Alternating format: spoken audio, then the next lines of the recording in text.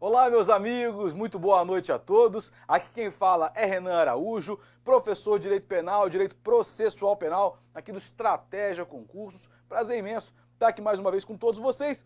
Hoje para corrigir as 25 questões cobradas pelo CESP na prova de analista judiciário para o TJ do Amazonas. Quem foi nosso aluno com certeza foi bem na prova. A prova tinha um bom nível, não estava muito difícil, mas também não estava dada de graça, né? Estava num bom nível razoável, e muitas questões foram trabalhadas na nossa aula, na revisão de véspera no sábado, né? Questão, por exemplo, sobre imputabilidade penal, questão sobre inquérito policial, sobre prisão temporária, muita coisa foi trabalhada na revisão de véspera e tudo, evidentemente, estava no nosso curso completo. Vamos então corrigir as 25 questões de penal e processo penal. Vou deixar antes aqui os meus contatos, né? Meu e-mail, redes sociais. Sigam lá no Instagram, quem não segue ainda, vai lá no Instagram agora, segue lá que tem muita coisa legal, bota lá, Prof. Renan Araújo na busca, vai aparecer o meu nome e a minha cara, você clica lá, segue lá que tem muita coisa legal para a sua preparação. Vamos lá então. Primeira questão, aqui é o texto, né, e 5 itens, né, 95 a 99. Júnia, de 14 anos de idade, acusa Pierre, de 18 anos de idade, de ter praticado crime de natureza sexual consistente em conjunção carnal forçada no dia do último aniversário da jovem, ou seja, quando ela fez 14. Pierre, contudo, alega que o ato foi consentido. Vamos lá. 95. Se comprovada a prática do crime, Pierre responderá por estupro de vulnerável, haja vista a idade da vítima. Errado. Por quê? Se foi no dia do aniversário de 14 anos, ela não tinha menos de 14 anos. Ela tinha exatos 14 anos. Já tinha completado os 14 anos. Então não dá para falar em estupro de vulnerável. Artigo 217-A. Porque lá tem que ser menor de 14 anos. Se já fez 14, não dá para falar mais em estupro de vulnerável. Então, errada a 95. 96. Caso fique comprovado o consentimento de Júnia para a prática do ato, a conduta de Pierre será atípica. Tá certo. Por quê? Porque se não houve esse constrangimento aqui mediante violência ou ameaça, foi consentido, poderíamos, em tese, falar no máximo em estupro de vulnerável. Mas ela já tinha 14 anos, então não teve crime nenhum, é um fato atípico, seria um fato atípico. 96 correta. 97. No caso em tela, se comprovada a prática do crime, a ação penal será pública e incondicionada, pois não há previsão de ação penal condicionada em relação aos crimes contra a dignidade sexual. Tá certo, desde a Lei 13.718, que passou-se a ser aqui crime de ação penal pública incondicionada. O estupro comum do artigo 213 era de ação penal pública condicionada, mas hoje é de ação penal pública incondicionada, né? Os crimes, portanto, contra a dignidade sexual, hoje são de ação penal pública incondicionada, está correta. 98. Se Pierre for condenado por estupro, o regime de pena será integralmente fechado, por se tratar de crime hediondo. Está errado por quê? Porque o regime integralmente fechado já caiu há muito tempo. Hoje tem a previsão do regime inicialmente fechado obrigatório, lá na lei de crimes hediondos. Mas até mesmo esse regime inicial apenas fechado obrigatório foi considerado inconstitucional pelo STF. Então hoje o regime não tem que ser obrigatoriamente fechado do ponto de vista inicial, porque o juiz pode fixar outro regime de acordo com a quantidade de pena, se o agente é reincidente ou primário, enfim, de acordo com as regrinhas do artigo 33, parágrafo 2º do Código Penal. Então o regime hoje não é sequer inicialmente fechado obrigatório e o integralmente fechado já caiu há mais de 10 anos. Portanto, é falsa a 98. 99. Se comprovado que Júnia agiu de má fé ao dar causa à instauração do processo contra Pierre, poderá ser responsabilizada por crime de comunicação falsa de crime? Errado. Aqui seria o crime de denunciação caluniosa, já que ela imputa falsamente a alguém fato definido como crime, sabendo que a pessoa é inocente. Artigo 339 do nosso Código Penal. Portanto, a assertiva 99 é falsa. 100. Condenado a pena de 4 anos de reclusão que não seja reincidente, primário, portanto, deverá cumpri-la desde o início no regime semiaberto. Errado, porque aqui o regime inicial de pena poderá ser o aberto, artigo 33, parágrafo 2º, a linha C do nosso Código Penal. 101. No concurso formal, caso o agente tenha praticado 2 crimes mediante uma só ação dolosa, devem ser aplicadas cumulativamente as penas se os crimes concorrentes resultarem de desígnios autônomos. Tá certo, é o chamado concurso formal impróprio ou imperfeito, lá do artigo 70, parte final do Código Penal, e de fato, nesse caso, eu adoto o sistema do cúmulo material, eu vou somar as penas. Tá correta, 101. 102. é possível submeter o agente inimputável a tratamento ambulatorial, uma espécie de forma de cumprir medida de segurança, se o ato criminoso por ele praticado for punível com detenção. Tá certo isso? Artigo 97 do Código Penal. Tá certinho. Próxima. Pedro, com 22 anos de idade, e Paulo, com 20 anos de idade, foram denunciados pela prática de furto contra Ana. A defesa de Pedro alegou inimputabilidade. Diz apenas aqui que a defesa dele alegou que ele era inimputável. Não disse que houve confissão nem nada, né? Paulo confessou o crime, tendo afirmado que escolhera a vítima porque, além de idosa, era sua tia. Vamos lá, então. 103. Na dosimetria da pena, Pedro e Paulo farão jus à circunstância atenuante. Tá certo? Errado.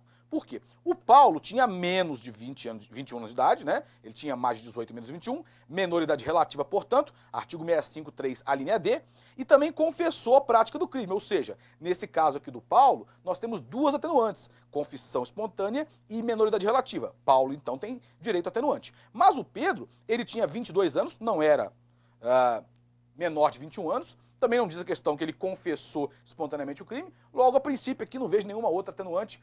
Tem atenuante aqui só, portanto, para o Paulo, não para o Pedro. A 103, portanto, é falsa. 104. Pedro será condenado se comprovado que, no momento do furto, por caso fortuito, estava completamente embriagado. Se ele estava completamente embriagado em razão de caso fortuito, é uma embriaguez acidental completa. Na forma do artigo 28, parágrafo 1º, isso afasta a imputabilidade penal. Então ele não será condenado, será considerado inimputável em razão da embriaguez acidental completa, 104 errada, tá?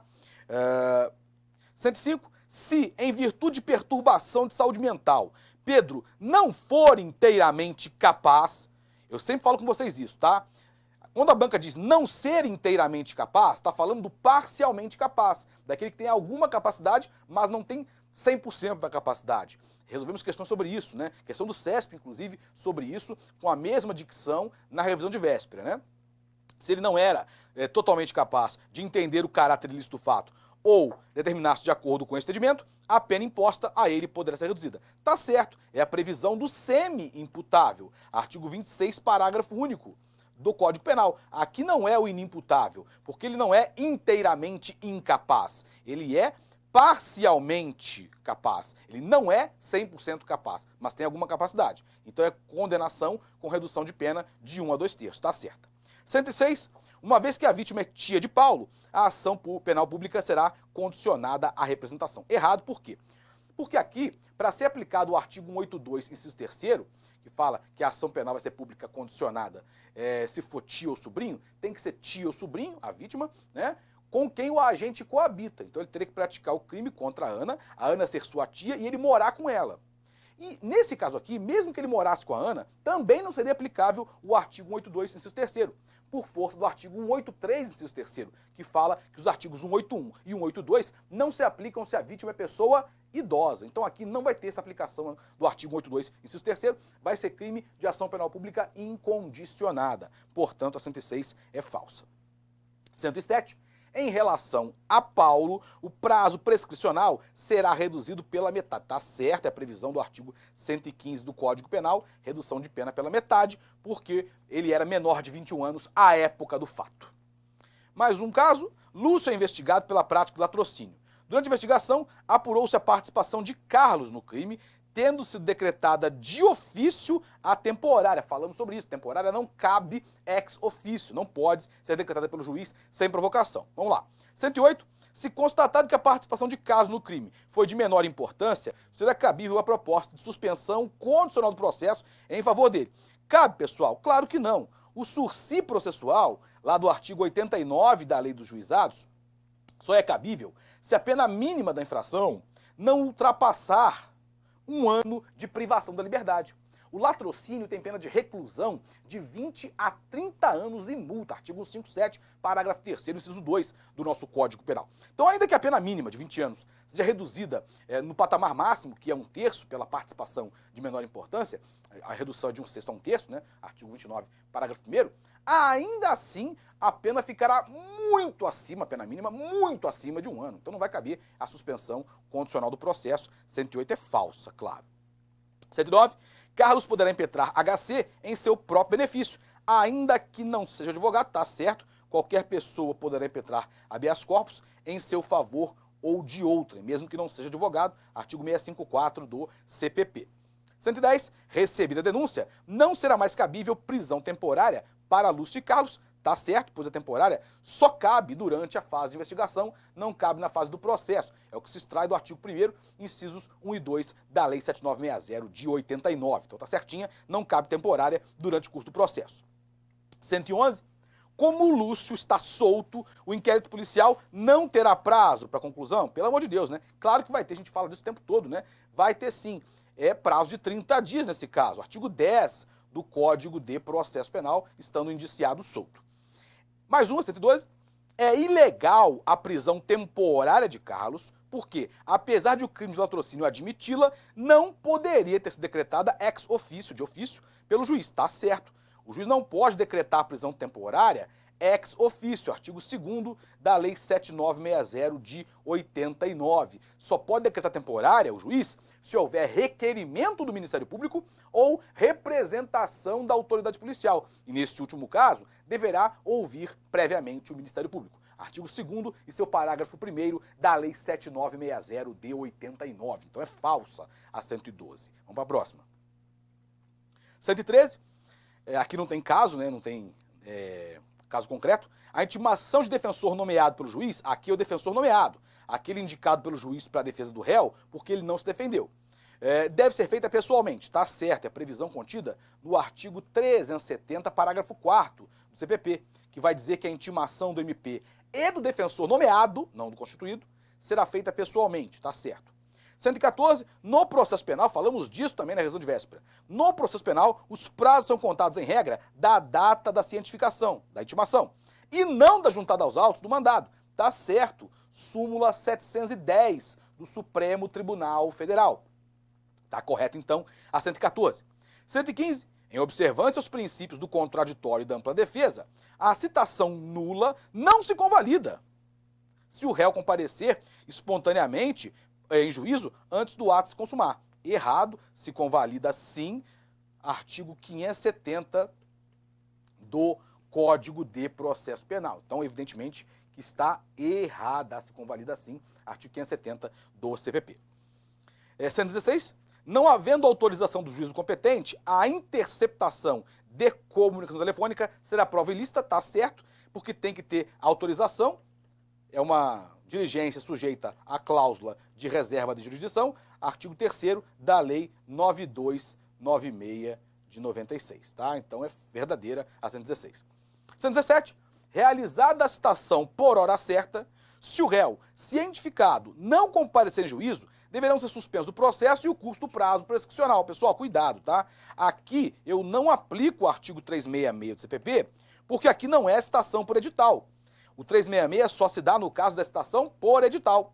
Aqui, como é citação por hora certa, é uma outra citação, uma outra modalidade que não é por edital. Então, se o réu não se defende, nem constitui advogado, o juiz nomeia para ele um defensor e toca o barco, vida que segue. 117, então, está errada. Não tem suspensão do processo e do curso do prazo prescricional. O juiz vai nomear para ele um patrono, um defensor, esse defensor vai apresentar a defesa e toca o barco. Artigo 396A, parágrafo 2º do Código de Processo Penal.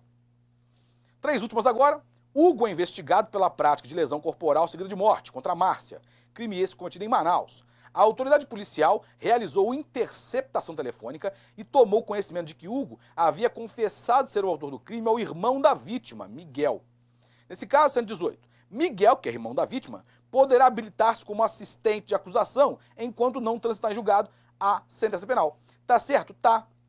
Por quê? Na forma do artigo 268 do CPP, a vítima ou seu representante legal, ou em caso de morte, os seus sucessores, poderão, no caso dos sucessores, atuar como assistente de acusação na ação penal pública. E aqui é a ação penal pública.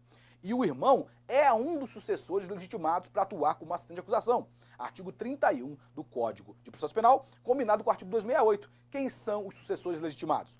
Cônjuge, ascendente, descendente, irmão, nessa ordem. Então o irmão é um dos legitimados, ele pode sim atuar como assistente e pode ingressar enquanto não acabar o processo, enquanto não transitar em julgado, artigo 269 do CPP. É verdadeiro, então, 118. correta. 119. Por se tratar de crime de lesão corporal seguida de morte, não se admite o emprego de interceptação telefônica nas investigações. É falsa. Por quê?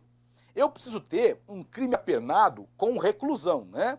E o crime de lesão corporal seguida de morte, lá do artigo 129, parágrafo 3º do nosso Código Penal, é um crime cuja pena é de reclusão, né? É apenado com reclusão, desculpem, reclusão de 4 a 12 anos. Então, cabe sim a interceptação telefônica, está errada, é falsa, portanto, a assertiva de número 119, já que é um crime apenado com reclusão, admitindo, portanto, a interceptação das comunicações telefônicas. 120, a competência para processar e julgar Hugo, se este figurar como réu, será do Tribunal do Júri da Comarca de Manaus. Que mané Tribunal do Júri o quê, rapaz? Se é lesão corporal seguida de morte, não é do júri. A lesão corporal seguida de morte não é um crime doloso contra a vida. 120 está errada. A lesão corporal seguida de morte não é considerada crime doloso contra a vida porque a morte aqui não advém de dolo. A morte decorre de culpa. Há aqui um crime pré-ter doloso. Dolo no que tange a conduta inicial, que é de lesionar, é o animus ledendi, a intenção de lesionar, mas acaba ocorrendo por culpa o resultado morte, que é o resultado mais grave que o agente não queria. Então a morte aqui não decorre de dolo, logo não é um crime doloso contra a vida, não é, portanto, um crime da competência do Tribunal do Júri. A 120, portanto, é falsa. Pessoal, obrigado a todos vocês, deixo aqui o meu obrigado, meus contatos mais uma vez, aqui o meu Instagram. Sigam lá no Instagram, bota lá Prof. Renan Araújo, vai aparecer minha cara. Você clica lá, segue lá, que tem muita coisa legal para a sua preparação. Meus caros, mais uma vez, muito obrigado a todos. Foi um prazer imenso estar aqui. Agradeço demais pela atenção. Espero que tenham ido muito bem na prova. E desejo a todos, como sempre, uma excelente maratona de estudos. Até a próxima.